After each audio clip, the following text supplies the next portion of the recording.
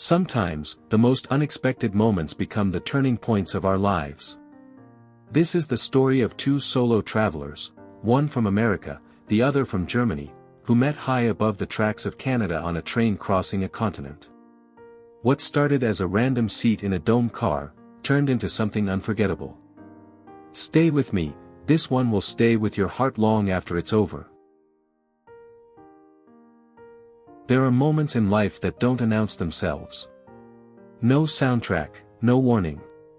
Just the quiet unfolding of something extraordinary, disguised as something ordinary.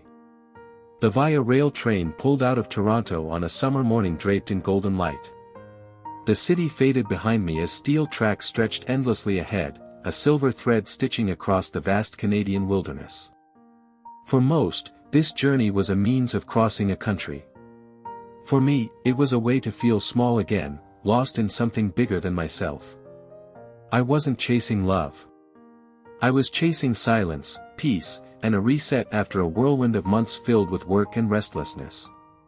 The train itself was a marvel, a kind of traveling cathedral of glass and motion. And at the top, there was the dome car. Its ceiling was curved glass, letting the sky flood in. Clouds drifted above like thoughts I hadn't had time to think. That's where I saw her. She sat alone, reading a small book in German with a soft leather cover. Her hair was light gold, pulled into a loose braid that rested on her shoulder. There was something in her posture, calm, but curious. Not lost in her book, but listening to the world in that subtle way that people do when they're deeply present. I remember hesitating before sitting near her, unsure if I was intruding. But she looked up, met my gaze with the kind of warmth that puts your soul at ease, and smiled. Her name was Anna. She spoke with a gentle accent that wrapped around each word like a ribbon, not stiff or textbook-like, but alive and musical. She told me she was from Munich, traveling solo across Canada before heading to Southeast Asia and New Zealand. Her eyes lit up as she spoke, not just with excitement, but with empathy. She didn't speak to impress, she spoke to understand. We began with small talk, where we'd been, where we were going. But soon, our words found depth. We opened windows to past travels, our favorite cities, fears we'd conquered, and dreams still folded away in the corners of our lives.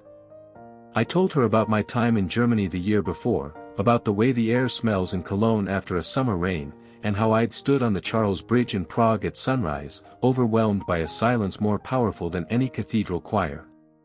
She listened, not just with her ears, but with her whole presence. The dome car emptied as night crept in, but we stayed. The stars replaced the clouds above, and the lights inside the train dimmed until we were sitting in a softly glowing space somewhere between earth and heaven. I remember glancing down at my phone. It was just past 1 a.m. I should have gone to bed. But I didn't want to. Neither did she. They say timing is everything. But I think timing is just fate showing off. When the train finally rolled into Vancouver, the mood shifted. Passengers who had become silent companions over the last few days began collecting their bags and scattering like birds returning to different skies. Anna and I shared one last quiet breakfast in the dining car. She ordered black coffee, I went for orange juice, and we laughed over scrambled eggs and bad train toast like two old friends reluctant to say goodbye. We hugged. Not a rushed, distracted one, but a real embrace. The kind you feel days later. And then, we parted. Or so we thought. The next day was a whirlwind. I was at the airport before dawn, bleary-eyed and heavy with that post-travel sadness that hits after a beautiful stretch of time ends. I was bound for Brisbane, my next great adventure, but all I could think about was how jarring it felt to go from those quiet train conversations to the noise of gate announcements and rolling suitcases. Then came the email. Apparently, the extra legroom seat I had paid for, days ago, was never processed. They cancelled it without warning and offered a pathetic $15 refund. I stood there, heart pounding, jaw clenched. The idea of spending 14 hours sandwiched between strangers after a sleepless night filled me with dread. I marched over to the Air Canada desk like a man ready for battle. After a long and mildly theatrical complaint, they gave me a different seat, but not the one I'd paid for. I felt defeated. Angry. Tired. I just wanted to leave Canada on a high note. Instead, I felt like the trip was unraveling at the finish line. Then my phone buzzed. Hey, smiling face with smiling eyes, I'm at the airport too. Waiting for my car rental. Thought I'd say hi in case you're still around. I stared at the screen in disbelief. My pulse actually skipped. Anna. We were both in the same airport. In the same hour. After splitting up in a city of millions, after traveling thousands of kilometers across mountains and prairies, here she was again. The universe wasn't done with us. I messaged her back instantly. I'm in the international terminal. Food court near gate 65. Where are you? Different food court. Hold on, I'll come to you. But she couldn't find me. So I stood up and started looking for her instead. I walked briskly past shops and kiosks, past a crying baby, past a man in a cowboy hat eating poutine. Then I saw her. She was scanning the crowd, her expression focused, then softening as our eyes met. That same smile again, like sunlight slipping between clouds. Hey again, she said, slightly breathless, slightly amused. Couldn't let Canada have the last word, I joked. We laughed, then sat down with some terrible airport coffee and just talked. We talked for 3 more hours. About nothing and everything. About how weird it is to feel so comfortable with someone you barely know. About how travel forces your heart open in ways you don't expect. We shared our annoyances and joys, and how we already missed the quiet rhythm of the train. We didn't check our phones. We didn't care about boarding passes or gates. It felt like we were in a bubble, again, like the dome car had followed us to the airport. Then came the moment to part. For real, this time. She stood up first. Well. I guess this is really goodbye now. I hesitated. My heart told me to kiss her. But my mind said, don't rush this. Respect the rhythm. Let it grow. So I smiled and asked gently, would it be okay if I gave you a hug? She nodded, eyes a little softer than before. The hug was longer than the one in Vancouver. There was something unspoken in it, like 2 threads being loosely knotted, not tied tight, but enough to hold. As I walked toward my gate later, she messaged me. You really made my day. That was the perfect ending. Thank you. I replied. No, thank you. I was about to lose it today, and you saved it. Again. I boarded my plane with a stuffed kangaroo in my backpack and a quiet smile I couldn't quite explain. And somewhere in another terminal, she was starting the next leg of her journey too. Distance has a strange way of testing connections. Some unravel the moment you part. Others stretch, bend, and somehow hold stronger, even when oceans lie between them. I landed in Brisbane just past midnight. The airport was quiet, the kind of quiet that settles into your bones when you're too tired to think. Outside, the air was thick with summer warmth, heavy with eucalyptus and salt. Australia was everything I dreamed it would be, vast, wild, sunburned and surreal. But even with all that wonder ahead of me, my mind kept drifting back to the blonde girl from the dome car. Anna. I didn't text her right away. I wanted to give space, to let whatever this thing was between us breathe. But by the next afternoon, as I stood on the shoreline watching surfers dance with the waves, I typed out a simple message. Made it to Australia. Already missed the quiet of that train. Her reply came an hour later. And I missed the quiet of talking to someone who just gets it. That was how it started. Our days became a patchwork of messages, snapshots of adventure, voice notes, pictures that held the scent of new air and the color of new roads. I sent her a photo of a camel I'd ridden in the outback, its long lashes and sideways grin making me laugh. She replied with a video of a sunrise over Lake Louise, mist curling like ghosts over the still water. Our conversations were rarely romantic. But they were real. Full of awe, honesty, and encouragement. She told me about swimming in glacial lakes, hiking through forests that looked like they belonged in storybooks. I told her about the moment I stood at the top of the Sydney Harbour Bridge, wind roaring in my ears, every cell in my body alive. She sent me a voice message once, late at night. Her voice was quiet. My grandfather taught me to swim in the Atlantic, near Galicia. I used to be afraid of the waves. He'd say, the sea doesn't hate you, it just doesn't know you yet. I still think about that sometimes when I feel overwhelmed. I played that message 5 times. Not because I didn't understand it the first time. But because I felt it more deeply with every listen. One day, she sent a picture of herself standing on a cliff in Queenstown, New Zealand, the wind tugging her braid loose. Underneath was a single sentence. I did it. I paraglided. I nearly dropped my phone. Just a week earlier, she had confessed she was terrified of heights. I had nudged her gently, do it scared. That's the only way magic ever happens. And she had. The pride in her smile in that photo could have powered a city. Through her, I saw courage not in loud moments, but quiet choices. She didn't chase adrenaline, she chased growth. And I admired that more than anything. At night, we'd share little updates. Where we'd been. What we'd eaten. How we felt. Sometimes we'd go days without talking. But when the messages came, they picked up exactly where we'd left off, like bookmarks in a shared story. And as time went on, I noticed something strange.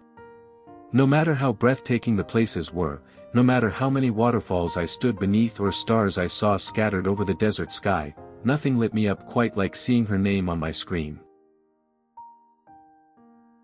By the time February rolled around, the texts had slowed.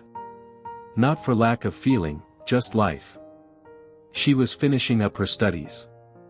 I had returned to work, trying to fit back into the rhythm of everyday things that once felt normal but now felt small. Routine had a different weight to it after climbing bridges, riding camels, and talking under starlit train windows. We didn't need to say it out loud. The connection hadn't faded, but we were both cautious, maybe even a little afraid to name what it really was. And yet, even in the quiet, there was something we kept doing, planning. In those slower exchanges, somewhere between sharing photos of strange vending machines and cafe recommendations, we started mapping out a new chapter, together. Germany. April. She didn't invite me in the way people invite friends to a dinner party. It was gentler than that. More sacred. She said something like, if you ever want to see Munich, I'd love to show you the real version, not the tourist one. And I said yes before she even finished the thought. I booked the flight a week later. I didn't tell many people. It felt too delicate, too special. Like saying it out loud might pop the bubble of wonder around it. But I knew exactly what I was doing. I was flying across an ocean, for her. When I messaged her to say the ticket was confirmed, she replied almost instantly. Tell me what you want to see, and I'll plan everything else. I paused. Thought carefully. And then wrote. There are only 2 things I want to see. First, your city. But second, I want to see you through your city. Show me where you grew up. Show me the street you walked home on as a kid. The bakery your mom took you to. The park you sat in when you needed to think. Show me the places that made you. Her reply was simple. But it hit me like thunder. Okay. I will. I promise. And then, tucked at the bottom of her message, was a single line. Bring a warm coat. And I hope you still have that kangaroo. I smiled so hard I nearly dropped my phone. I hadn't told her yet, but I did still have it. Along with the opal necklace I'd picked out in a tiny mining town, under a sky so bright it felt like it was burning holes through the clouds. I didn't even know who I was buying it for back then. Now I did. The necklace was quiet, elegant, flecked with shifting color, just like her. A shimmer that only shows when the light hits at the right angle. And maybe, I thought, that's what this whole thing was. Not loud. Not dramatic. But real. Slow burning. Unexpected. True. As April approached, I found myself checking flights, counting down days, rehearsing things I might say when I saw her again. Would it feel the same? Would it be better? Would I finally kiss her? I didn't know. But for the first time in years, I wasn't chasing a destination. I was chasing something rare. A chance to begin something, with someone who already knew how I took my coffee, what cities made me cry, and how much a simple hug at an airport could mean. April arrived like spring always does in Europe, slow, cautious, but certain. The flight to Munich felt different from every other trip I had taken before. Not just because it was across an ocean, or because I was stepping into a country I'd visited once as a tourist, but because this time, I wasn't chasing a place. I was chasing a person. As the plane descended, I looked out over the soft patchwork of Bavarian countryside, green fields, red rooftops, rivers winding like ribbon. It was beautiful. But the most important thing waiting for me wasn't on any map. Anna was waiting at the arrival's gate. She wasn't holding a sign, or flowers, or anything dramatic. Just standing there in her beige coat, her hair pulled back, that same calm warmth in her eyes that I'd first seen in the dome car. But the moment our eyes met, everything around us, the noise, the rolling suitcases, the smell of pretzels and coffee, just fell away. We hugged. Longer this time. Like we'd been on pause and someone had just pressed play again. For the next 10 days, she showed me her world. We wandered the quiet alleys of Munich's old town at sunrise, her hand lightly brushing mine as she pointed out details. Here was the school where she'd learned English, there was the old stone bridge she used to cross on her bike. She took me to Victualienmarkt, where we shared soft pretzels and sat under chestnut trees sipping warm apfelschorle. At a lake outside the city, we watched the wind scatter ripples across the water. She threw pebbles. I took pictures. Neither of us spoke for several minutes. But it wasn't awkward, it was peaceful.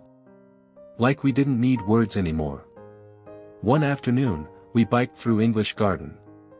She laughed as I struggled to steer with one hand, trying to film the scenery. "You're going to crash," she warned. I did. Into a bush.